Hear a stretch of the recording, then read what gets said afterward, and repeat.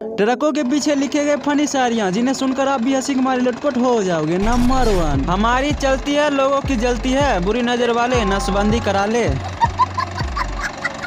Number 2, हमें तो diesel ने लूटा, टायरों में कहाँ दम था, हमें जहाँ भेजा गया वहाँ भाड़ा कम था। नंबर 3, जल मत पगली किस्तों पर आई है। ये बड़ी अच्छी बात कही है। नंबर 4, बुरी नजर वाले तू 100 साल जिए, तेरे बच्चे दारू पी पी के मरे। के बाद